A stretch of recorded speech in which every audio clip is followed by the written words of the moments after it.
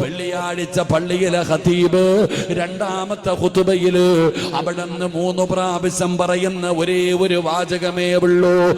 എല്ലാ വെള്ളിയാഴ്ചയും എല്ലാ പള്ളികളിലും ഉസ്താദന്മാരും 3 വട്ടം പറയുന്ന ഒരു വാക്ക്, അല്ലാഹുമ്മ അജിർനീ മിനന്നാർ, അല്ലാഹുമ്മ അജിർനീ മിനന്നാർ, അല്ലാഹുമ്മ അജിർനീ മിനന്നാർ.